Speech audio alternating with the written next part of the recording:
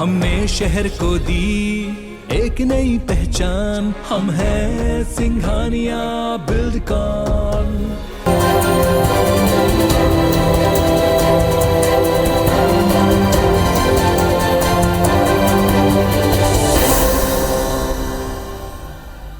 नमस्कार, मैं हूं शिरीष मिश्रा। छत्तीसगढ़ की बात में आप सभी का स्वागत है। छत्तीसगढ़ में आगामी विधानसभा चुनाव में अब महज 20 महीने ही बचे हैं। चुनाव को लेकर राजनीतिक दलों की सक्रियता भी बढ़ती जा रही है। बीजेपी जहां बस्तर और सरगुजा में अपनी खोई हुई सीटों को वापस पाने में जुटी हुई है, तो सत्तारूढ़ कांग्रेस मध्य छत्तीसगढ़ यानी बिलासपुर संभाग में ज्यादा से ज्यादा सीटें जीतने की रणनीति बना रही है। दरअसल 2018 के चुनाव में 15 साल सत्ता में काबिज बीजेपी को 14 सीटों पर समेटने वाली कांग्रेस को मैदानी क्षेत्रों में वैसी सफलता नहीं मिली जैसा कि सरगुजा और बस्तर में नतीजा रहा। बिलासपुर में कांग्रेस के लिए बीजेपी के साथ साथ जेसीसीजे और बसपा से भी चुनौती मिलनी तय है। इसलिए इस बार कांग्रेस कोई कसर बाकी नहीं छोड़ना चाहती। मरवाही, शक्ति और सारंगढ़ को अलग जिला बनाकर मुख्यमंत्री भूपेश बघेल पहले ही इसकी शुरुआत कर चुके हैं। वहीं डिजिटल और मैनुअल सदस्यता अभियान चलाकर संगठन नए सदस्य बनाने में जुटा है। 25 फरवरी को मुख्यमंत्री भूपेश बघेल बिलासपुर दौरे पर रहेंगे। इस दौरान वो बिलासपुर की जनता को कई सौगातें भी देंगे। यही वजह है कि सीएम का बिलासपुर दौरा काफी अहम माना जा रहा है। क्या है इस दौरे के मायने छत्तीसगढ़ की राजनीति में? बिलासपुर संभाग क्यों है बेहद अहम, और क्या कांग्रेस ने आगामी चुनाव को लेकर अपना टारगेट फिक्स कर लिया है? तमाम सवालों पर चर्चा करेंगे, लेकिन उससे पहले देखते हैं एक रिपोर्ट।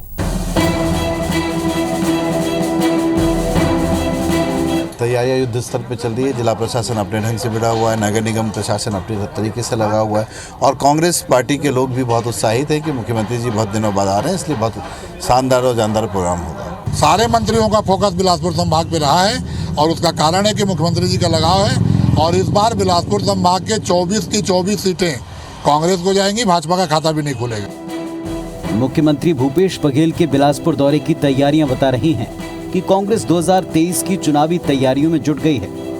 25 फरवरी को सीएम भूपेश बघेल बिलासपुर के दौरे पर रहेंगे।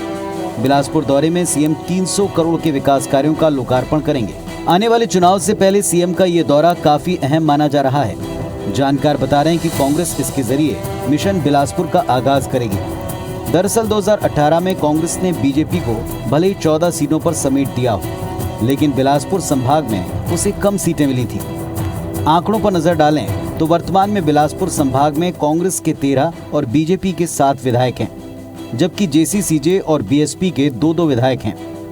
अब जब चुनाव में करीब 20 महीने का वक्त बचा है, तो कांग्रेस बिलासपुर में ज्यादा से ज्यादा सीटें जीतने की रणनीति पर काम कर रही है। गौरेला, पेंड्रा, मरवाही, सत्ती और सारंगढ़ को अलग जिला बनाकर कांग्रेस सरकार इस दिशा में पहले ही कदम बढ़ा चुकी है। मुख्यमंत्री बनने के बाद भूपेश बघेल का फोकस बिलासपुर पर रहा है। लगातार उनका दौरा भी होता रहा है। हालांकि इस पर विपक्ष का कुछ और ही मानना है। बीजेपी के शासनकाल के समय में जो कार्य संपन्न हुए, जो कार्य प्रारंभ हुए, उन्हीं का लोकार्पण का कार्यक्रम मुख्यमंत्री जी कर रहे हैं। बिलासपुर के प्रति उनका जो लगाव है और जिस प्रकार से उनका आना होता है, तो आखिर सौगात में क्या मिला बिलासपुर को? सौगात पे नाम पे शून्य है। कितना भी दौरा कर ले, इस संभाग में कांग्रेस अभी जो स्थिति है उससे और कमी आएगी।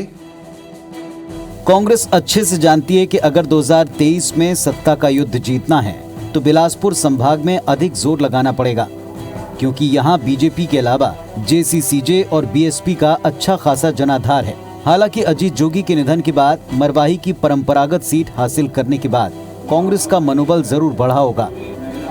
दरअसल बिलासपुर संभाग में अजीत जोगी की सक्रियता के कारण 2018 विधानसभा चुनाव में कांग्रेस को काफी नुकसान पहुंचा था। बिलासपुर की जिन सीटों पर कांग्रेस पीछे रह गई, वहां संगठन चुनाव से पहले सदस्यता अभियान के जरिए जमीनी पकड़ मजबूत करने के लिए भी पूरी ताकत लगाई जा रही है। हालांकि बिलासपुर में कांग्रेस के सामने गुटबाजी भी एक बड़ी चुनौती रही है, जिसका खामियाजा उसे अक्सर भुगतना पड़ा है।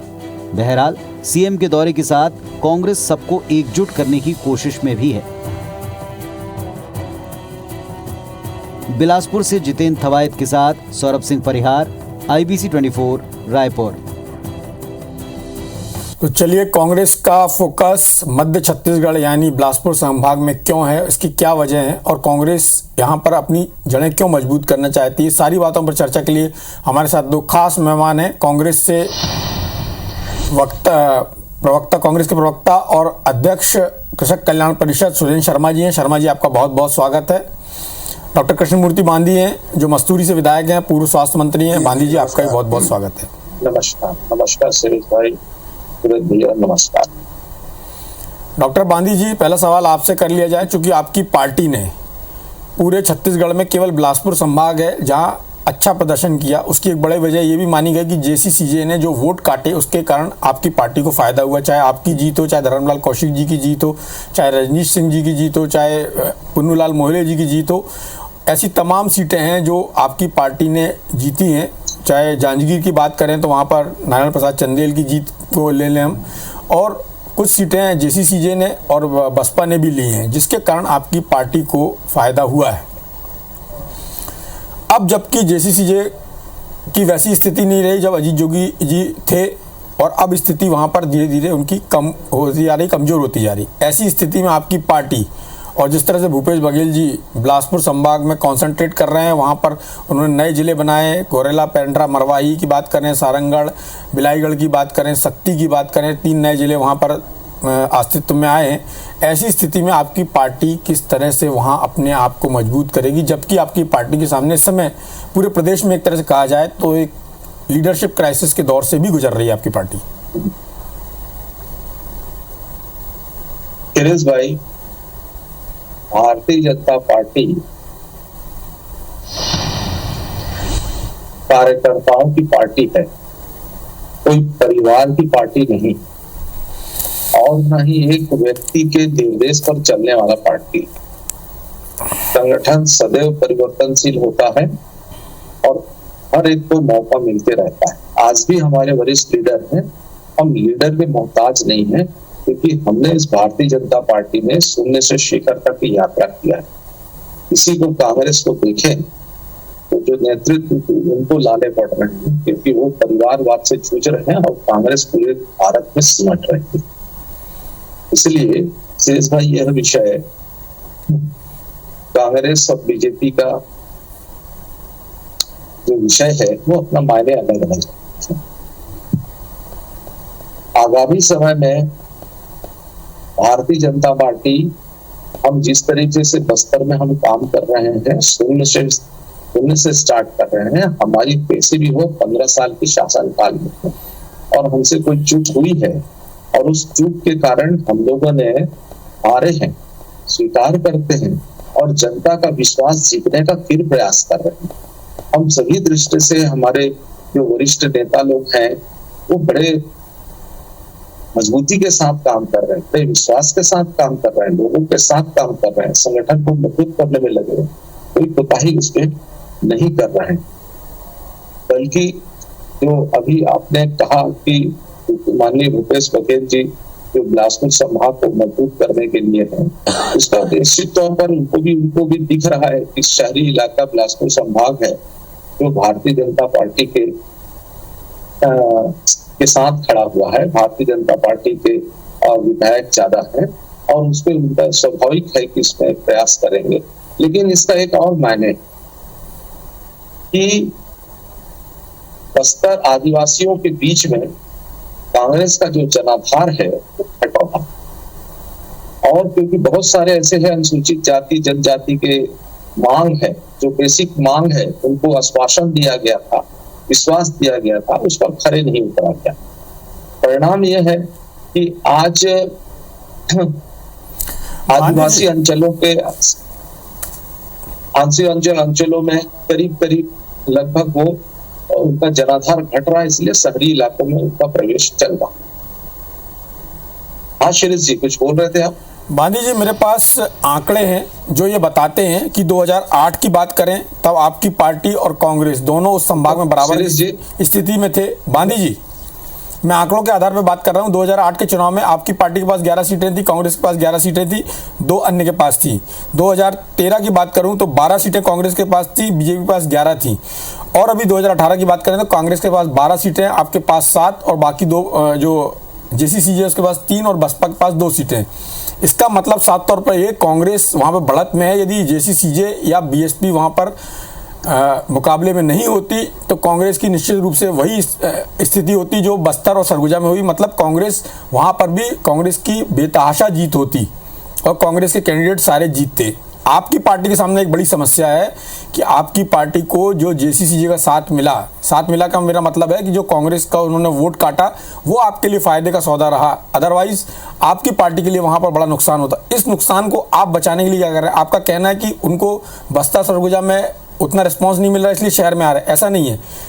बस्तर सरगुजा की बात करें तो वहां भी लगातार 2003 से 2018 तक सीटें बढ़ती रही कांग्रेस की। आप अपने तरफ से कैसे भी परिभाषित कर सकते हैं, लेकिन जो आंकड़े हैं, आंकड़े भी मायने रखते हैं, लेकिन परिस्थितियां उससे ज्यादा कहीं मायने रखती। इन परिस्थितियों में अभी तक के लगभग 2001 से भी भारतीय जनता पार्टी के इस क्षेत्र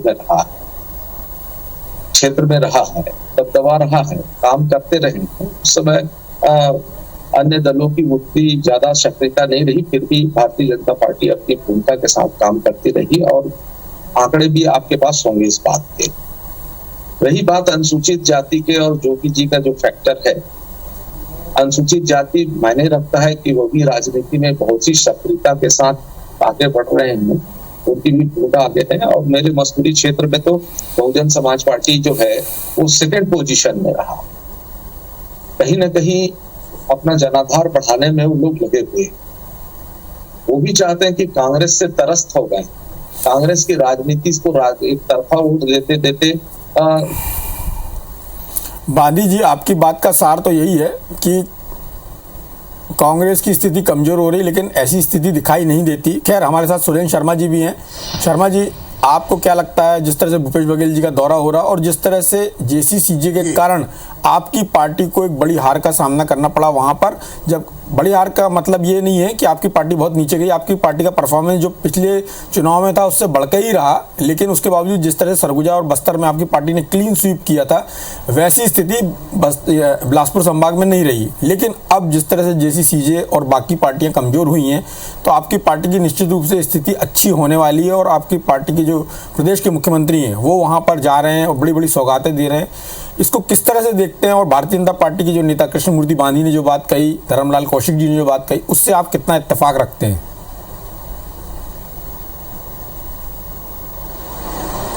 देखिए, धर्मलाल जी कौशिक या डॉक्टर कृष्णमूर्ति बांधी विपक्ष में है और उनका काम है कहना, और मगर वास्तविकता जो है आपने जो आंकड़े बताए वो अपने आप में एक आईने की तरह है। अब निश्चित रूप से अभी अगर देखा जाए तो बीच बीच में जो चुनाव हुए हैं वो जनादेश जो हमने लिया है वही एक तरीका होता है कि हम वास्तविक परिस्थिति का आकलन कर सकें। तो भोपालपट्टनम ने वहाँ के नगर पंचायत में हमने पूरी की पूरी सीटें जीती।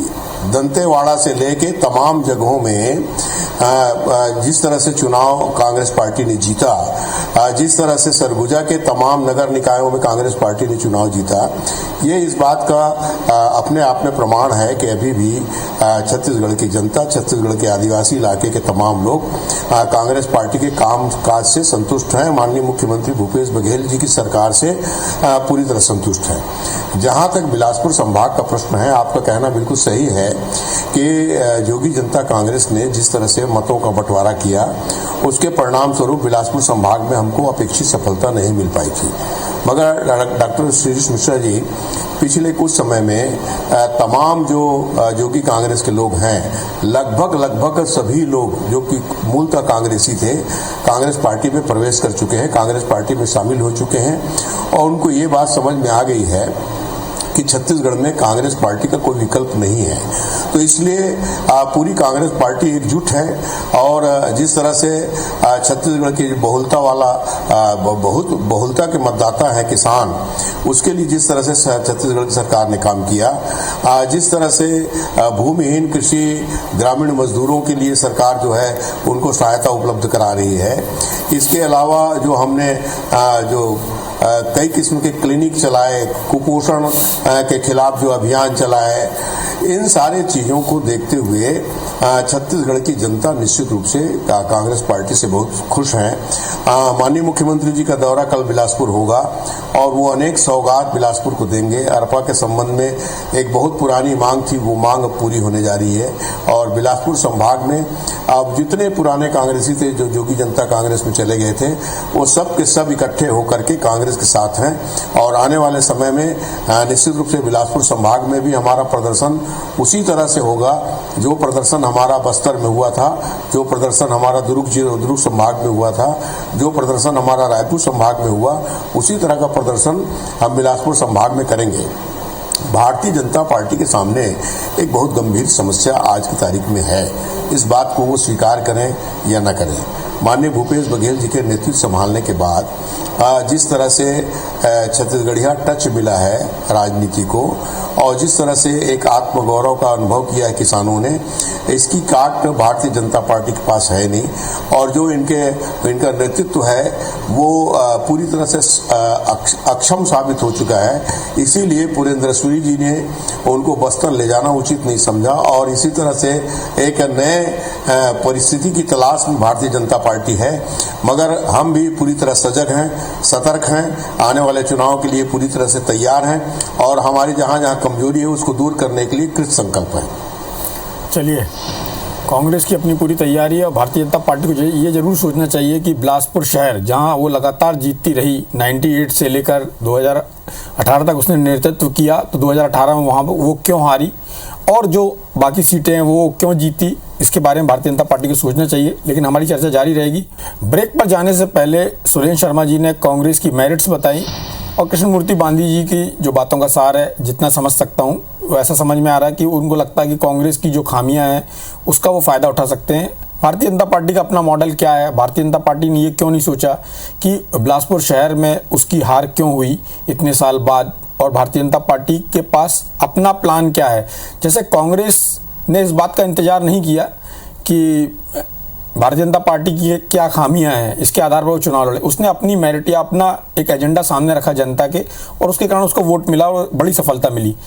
बांधी जी, आपकी पार्टी के पास ऐसा क्या एजेंडा है? आपकी पार्टी किन मुद्दों को लेकर आगे चल रही है? यदि मैं बात करूं, जो मुद्दे आप जिन मुद्दों को हवा दे रहे हैं, धर्मांतरण की बात करें चाहे और दूसरी बात जो आपकी पार्टी शराबबंदी की बात, इससे हटके आपके पास क्या है जो छत्तीसगढ़ के किसान जिनकी बात सुरेंद्र शर्मा जी ने की, छत्तीसगढ़ के आम लोग जिनको अलग अलग तरह से फायदा हो रहा है और प्रदेश का जो ग्रामीण अर्थव्यवस्था पर जो मजबूती हुई है, उसका विकल्प आपकी पार्टी के पास क्या है? सुरेश भाई, चुनाव के लिए कोई किसी भी पार्टी के पास कोई एक मुद्दे नहीं होते जैसे आप अपनी परिभाषित कर रहे हैं। बहुत सारे कारण होते हैं, कोई एक कारणों के कारण हार और जीत नहीं होता। बहुत सारे प्रयास होते हैं, कई एंगलों के प्रयास होते हैं। भारतीय जनता पार्टी अपनी बात की करती है। धर्मांतरण भी मुद्दा है भाई, शराब भी एक मुद्दा है और ग्रामीण जिस अर्थव्यवस्था की बात कर रहे हैं, एक आध बार आपको हम लोग आपसे आग्रह करते हैं कि एक आध बार आईपीसी को ये नरवा गुरवा बारी और कोठान की स्थिति को हमारे साथ चल के देखिए और ये जिसको बोलेंगे मस्तूरी विधानसभा क्षेत्र में उसी बार जाएंगे, सुरेश भाई को भी लेके जाएंगे आकर और वहां की अर्थव्यवस्था, उसकी इकोनॉमी को जो आप कशीदे कस रहे हैं उसको भी देखने को मिल जाएंगे। सुरेश भाई, उस पर सुरेंद्र भाई को भी जमीनी हकीकत दिख जाएगा। हम तो इसके अलावा भी बहुत सारे ऐसे मुद्दे हैं छत्तीसगढ़ में जो प्रभावशाली हैं। हम बेहतर ढंग से काम करेंगे, हम विश्वास जीतने पर काम करेंगे। हम भारतीय जनता पार्टी के कार्यकर्ता, हमारा नेतृत्व छत्तीसगढ़ की जनता में विश्वास जीतने का काम करेंगे और उस विश्वास को जीतने के लिए हम जो भी बेहतर हम प्रशासनिक व्यवस्था करें, संगठनात्मक व्यवस्था करें, व्यवस्था करें, समाज के लिए काम करें, बेहतर ढंग से करेंगे। कोई एक मुद्दे पर बातचीत नहीं हो सकता। कृष्णमूर्ति बांधी जी, मेरे पास समय की थोड़ी सी कमी है। एक छोटा सा सवाल करता हूँ, सीधा सा उत्तर चाहूंगा उसका। आपकी पार्टी बोलती है हमने 15 साल ये किया, 15 साल में आपने जो किया उसका मैंडेट जनता ने 2018 में दे दिया। मेरा फिर से सवाल वही है कि आपकी पार्टी किस नए मॉडल, आपने कहा परिस्थिति के हिसाब से भी चुनाव होता है, कई कारण होते हैं, फैक्टर होते हैं, मानता हूँ, आपकी सारी बातें मानता हूँ, आप राजनीति में मुझसे ज़्यादा समझते हैं, फील्ड के व्यक्ति हैं, मुझसे ज़्यादा जानते हैं। लेकिन मेरा सवाल ये है कि जब कोई पार्टी सत्ता में आने वाली होती है तो उसकी आंधी अलग से दिखाई देने लगती है, जनता के बीच में उसका एक इम्पैक्ट दिखाई देने लगता है, जो अभी आपकी पार्टी ने नहीं बनाया, जबकि आपकी पार्टी ने ये माहौल 2000 से 2003 के बीच में अजीत जोगी जी के सामने बना दिया था। ये नजरियों की बातचीत है श्रीनिवास। मैं भी 20 साल से देख रहा हूँ बाली जी।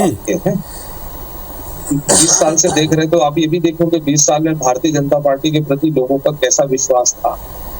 हमने कहीं हाँ वाली बात तो मत जाइए ना, चलिए मेरी बात का जवाब तो नहीं आया। सुरेंद्र शर्मा जी के पास जाना चाहूंगा। शर्मा जी, आपने गांधी जी को भी सुना होगा और गांधी जी अपनी बात पे अड़े हैं और उनका कहना है कि राजनीति में बहुत सारी चीज़ें होती हैं और उनके पास एक बेहतर प्रशासन देने का एक मॉडल है या उसकी बात कर रहे हैं, लेकिन क्या है वो नहीं बता पा रहे हैं। अब आपकी पार्टी जो JCG की आपने बात की कि बहुत सारे लोग आपकी पार्टी में आ गए हैं, उसके कारण क्या आपकी ये मेरिट है या आपके जो काम है वो आपकी मेरिट है? नहीं, दरअसल में जिस काम की बदौलत हमको जनता ने जनादेश दिया है, हमारा मेरिट तो वही है। वो हमारे लिए बोनस है जो JCCJ के तमाम कार्यकर्ता कांग्रेस पार्टी में वापस आ गए हैं, वो हमारे लिए बोनस है। और अभी हमारे माननीय गांधी जी ने नरवा गुरुआ घुरुआ बारी के संबंध में जो चर्चा की, इसके बारे में बड़ी भ्रांतियां हैं। भारतीय जनता पार्टी एक तरह से इसको गलत ढंग से प्रिडिक्ट करने की कोशिश करती है। तो मैं अगर आपके पास समय तो आज थोड़ा कम है, मगर मैं स्पष्ट रूप से बता दूं, नरवा का मतलब है जल संसाधन का समुचित उपयोग, गरुआ का मतलब है पशुधन की रक्षा, घुरुआ का मतलब है जैविक खेती और बाड़ी का मतलब है वेजिटेबल, जो फल सब्जी के उत्पादन में हमको अग्रणी होना। तो दरअसल में इसको समझने की आवश्यकता है। अगर आपके पास समय होता तो मैं एक एक चीज को बता देता कि इस दिशा में छत्तीसगढ़ की सरकार ने पिछले 3 साल में बेहतर काम किया है, समय की कमी है और हर चीज एक नई जिस तरह से आपकी पार्टी मजबूती से काम कर रही, भारतीय जनता पार्टी को भी सोचने की जरूरत है। कम से कम उसको विपक्ष में अपना जो स्थान है उतना तो बनाए रखने के लिए अभी बहुत मेहनत करने की जरूरत है। बिलासपुर संभाग जो अलग अलग कारणों से भारतीय जनता पार्टी के हाथ में रहा है, बच पाया है थोड़ा बहुत, उसको बचाने के लिए उनको बहुत मेहनत करने की जरूरत है और कांग्रेस तो अपना काम कर ही रही। इस चर्चा में भाग लेने के लिए आप दोनों का बहुत बहुत धन्यवाद। नमस्कार।